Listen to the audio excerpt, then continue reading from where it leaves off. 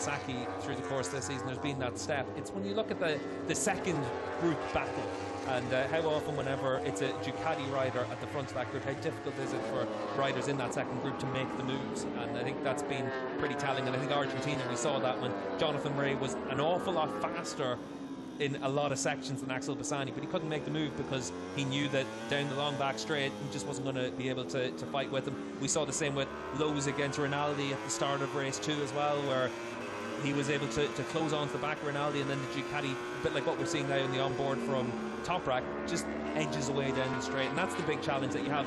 There's not much difference between the three manufacturers in terms of their overall lap time, but how they generate that lap time means that in race conditions there is a little bit more of a challenge for the Yamaha and Kawasaki riders. It was interesting to watch Razgat Lioglu following Bautista there, coming off the final turn and down the start-finish straight. Didn't actually look like he lost a great deal going into turn 1. No, and it'll be interesting to see how the weekend plays out for that as well. And certainly it's a short run between turn 17 and turn 1, and it'll be key to see if you're able to stay close to them on the run down towards turn 1, because we know that Toprak in particular, even if you've got that top speed advantage, you still have to be in front of him by the time you finish braking, and that's a big challenge no matter what the situation is. Yes, as much as Toprak likes to make moves on the brakes.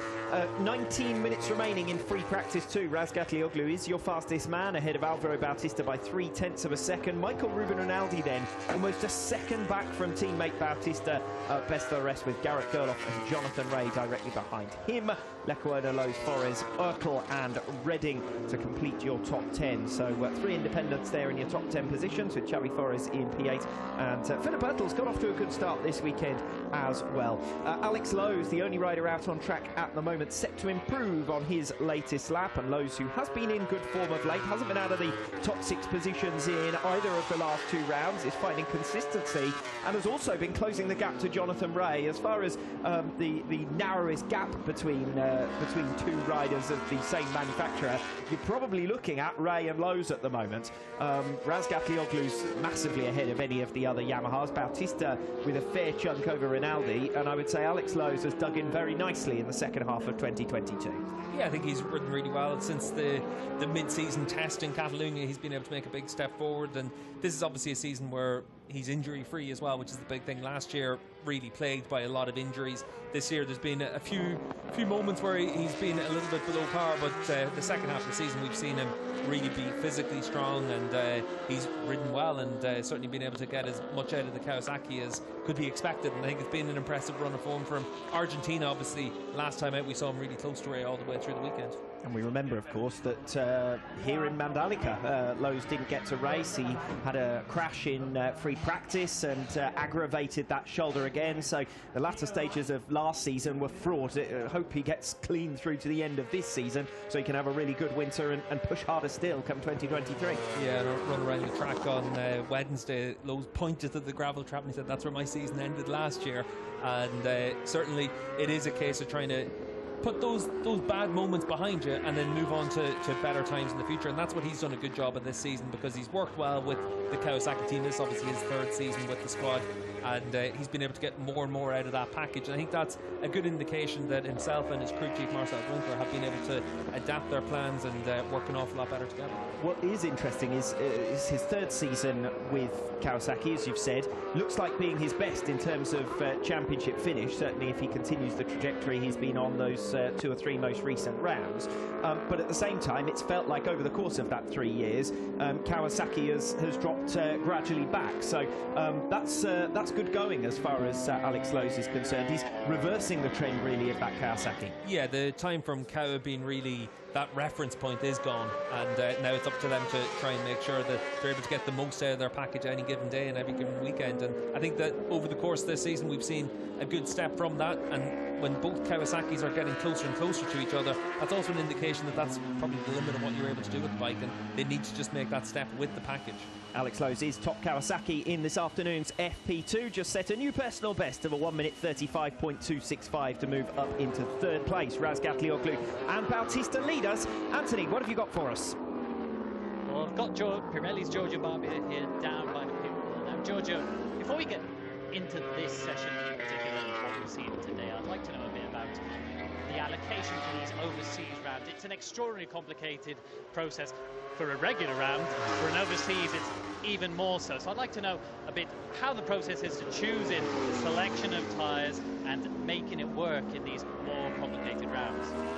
Well, the thing is, we have to take our decisions about what to bring in these places already in June, because the cargo left the end of Europe at the end of July. So at that point of the season, it was quite difficult to understand what would be the future of a different solution. But we got the last year experience, but this year is not valid because the new asphalt, but okay. And what is running good on the session of the first races in Europe this season. So on the basis of that, we prepare the allocation, hoping that everything will work properly. You mentioned that asphalt, it is a bit of a curveball in your preparations. What's the feedback been regarding the tyres and tyre life in the sessions so far this morning, and what we've had from this truncated FP2? Well, it's complicated because this morning we had to fight against the fact that the asphalt was completely new. So there are two problems. The first one is the dust we can find on the track. The second one is the fact that the track is not rubberized at all. So at the beginning you got some wear coming from the power you got on the place, and then you need to surface with rubber the right lanes, and if others are out of these lanes, are losing a lot of grip. So it's a process that takes more or less a couple of days, but we haven't got a couple of days because tomorrow we have to race. So it's very important now this session to understand the really competitiveness of the tires, and the lap time are already there like in the last year race, and then to see if they will last enough in this condition. Keep our eyes peeled for the feedback at the end of the session, at the end of the day, and going into tomorrow. Thank you for your time. You're welcome. Alvaro Bautista then sitting in second position as things stand behind Toprak Razgatlioglu and Alex Lowe's. The interesting thing, while Anthony was discussing tyres there, Xavi Forés and Axel Bassani trading times, currently 7th and 8th positions, and hopefully for Xavi Forés that's a sign of things to come, because if he's in and around where Bassani is, then he'll be doing exactly the job that Barney Ducati brought him in to do. Yeah, and I think that certainly for Forés, that's what the target has to be for him, is to make that step this weekend. Last time in Argentina was really difficult, but if Forés is able to get himself into the top 10, I think that's a really good job on the Barney bike, and certainly for him, he'll be eyeing up what Axel Bassani's doing as well and using that as a bit of a reference for him.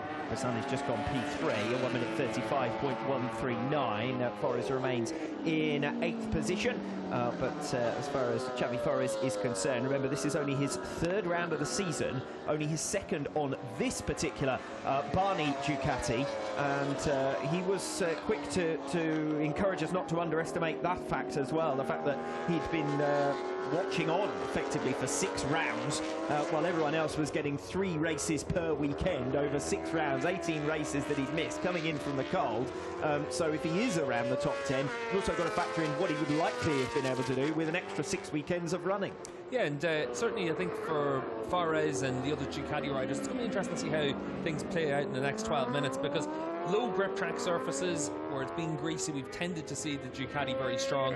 Right now you got Bautista and Bassani 2nd and 3rd, Rinaldi's in 5th fastest, then Forés is 8th fastest, Philip Bertel up inside the top 10 as well. So all 5 Ducatis inside the top 10. So in these conditions right now, maybe this is playing into the strength of the V4R as well, but that's something to keep an eye on by the end of the session to see where they all stack up. Well, really outrageous conditions here in Indonesia as well. 61.5 degrees track temperature and 55% humidity. So that's an indication. We always see it when we're in Suzuka, everyone getting in the ice baths. I think there might be some call for that this weekend. Yeah, everyone's got them at the back of the garages just to try and get the body temperature down as quickly as possible at the end of the session. And for all the teams and riders, a lot of prep that goes into making sure that you're able to be as physically strong as possible all the way through a race weekend. Jonathan Ray then waiting for his final stint. We've got 11 minutes on the clock, and Ray currently only 7th fastest. He was 8th fastest in FP1 earlier on today, as we see Ika Lekuona's rather second-hand looking number 7 Honda. Yeah, and a lot of damage done to that bike, so a bit of